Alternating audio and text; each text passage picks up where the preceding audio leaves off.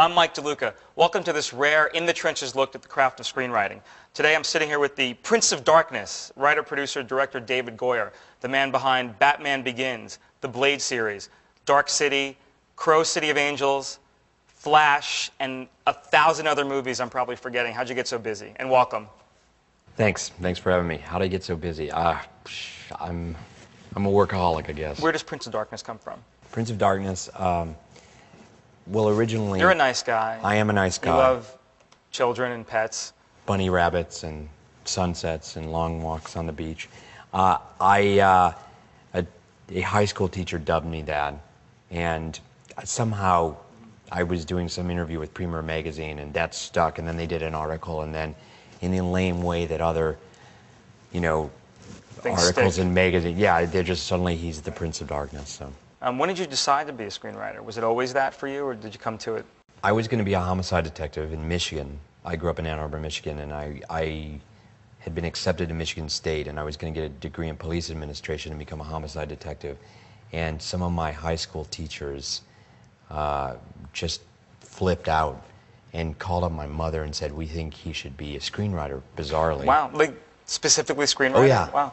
To my surprise, I was accepted to USC and decided to go, and upon arriving at USC was promptly kicked out of beginning screenwriting for arguing too much with my teacher. Did you pick up stuff at USC that was I beneficial? mean, I clearly did. In my case, I knew nothing about filmmaking or screenwriting, right. And I was just coming from Michigan, so obviously I learned something. But nowadays, with the internet and all these other tools, I don't know that it's entirely necessary right. to go to film school. I mean, there's so many filmmakers that didn't go to film school that are successful, and just the whole aspect of filmmaking is so much more accessible to people now. Was there a particular moment where you gained full confidence of your skills as a screenwriter, where you didn't, I don't know if you ever had doubts, but was there a moment where you're like, I got it, this is going to work? Yeah, actually it was the script for Blade. Okay. I mean, I had been writing professionally for at least 5 years before that, and looking back on it, I look at some of the stuff I had written and even gotten made and said, God, I can't Pretty good Van Damme movie. Yeah. I thought. Yeah, but that's before like Blade. That's right. like saying, I don't know what you say, like, it's the best Steven Seagal movie. Okay, great. Or it's the best Dolph Lundgren. Everyone has to start somewhere. Yeah, that was the first thing I'd done, which was this Van Damme movie, Death Warrant. But I think Blade was maybe the 8th or 9th script I had written. Okay. And it was the first time that I felt like everything just clicked. Right. And for me, prior to Blade, even though I wrote the script, it took about 4 years for the film to be made. Right. Prior to Blade, I was still auditioning for jobs. I really had to pitch myself really hard. And what was interesting with Blade, and this can happen with screenwriters, is the movie hadn't been made, but it had become this sort of infamous script that was circulating around town that people really liked. And it happens every once in a while, and you can make a name for yourself on something that even doesn't get made. And after Blade, I, for the first time, just got offered projects without having to audition for them. What attracts you to dark material over things that might be more like fantastical or escapist or a little lighter? I mean, I like seeing lighter fare, but clearly the kind of themes that I'm attracted to, I mean, every movie I've ever done, with the exception of Batman Begins, has been R-rated. And Batman Begins is certainly, I think, about as dark a PG-13 film as you could get, and certainly people were surprised at how dark it was. And I mean, I'm really interested in anti-heroes. I'm really interested in characters that are conflicted.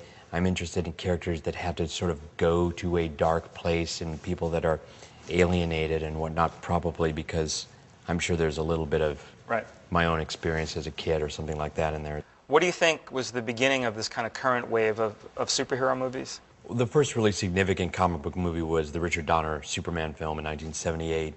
The next really significant one was Tim Burton's Batman film.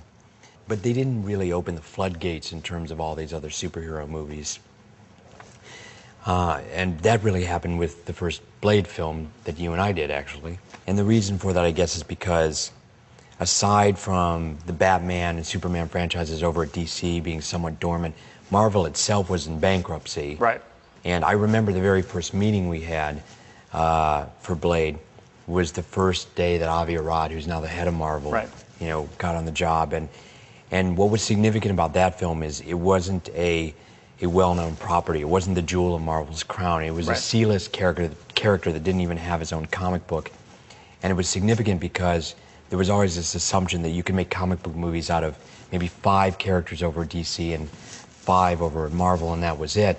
But they realized with Blade, this totally C-list character, oh my God, this character in and of itself can generate a $300 million franchise, and oh my God, we've got 9,000 characters. It's just a free-for-all. The fans have always said, we want this kind of Batman. They showed up for Tim Burton's Batman, they showed up for your Batman and Chris Nolan's Batman. The fans have continually said, not just comic book fans, but moviegoers, we want it to be treated seriously. Not that it has to be dour, but we want it appropriately treated. Characters lasted for 75 years. Why did they let it drift into camp? I think it's a generational thing. I mean, first of all, the public's conception of Batman, and this is specific to Batman, aside from the fans, is the 60s TV show. Where are those people who want that Batman? I've never run into one of those people. I don't think they want it, but I think that's what they think of as Batman. Right. And so my grandmother, my uncle, my mother, they didn't read comic books. They don't know the Dark Knight from, whatever. But the other thing I think is that it's a generational thing. I think what's happening now with filmmakers like Guillermo del Toro and, Singer and Nolan and, Sam Raimi and Proyas to a lesser extent, myself, is we all grew up actually being weaned on these comic books. We loved them. We sort of, ate, breathed, and slept them. Right. And again, we weren't looking down at the material. And I think it took that generation of filmmakers to come of age in order to really treat them seriously for the studios to get it. Like a generational thing. Exactly. Did they approach you about The Flash? Like, did you get a phone call and say, we want it? Or did you go to them and say? No, after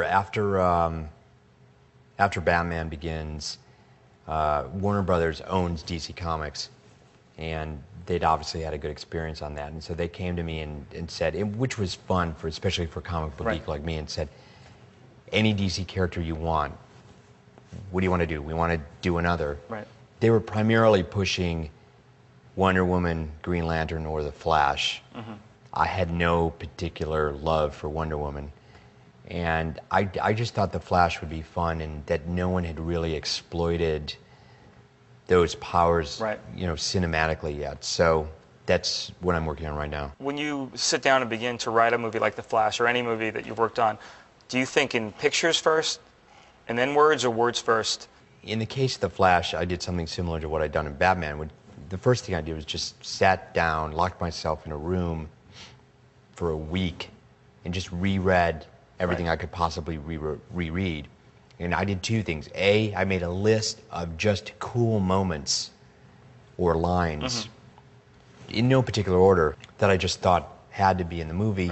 And then I also made a list of, what, if you boil The Flash, or you boil Batman down, or you boil Blade down, what are the elements that absolutely have to be there? What's the story about? What's the, in the case of Batman, obviously there are core elements that have to be there, but in terms of the theme, it was a story about fear and overcoming your fear and living in the shadow of your father and being afraid that you're not going to, fulfill, his, what he was trying to do and, honor his memory.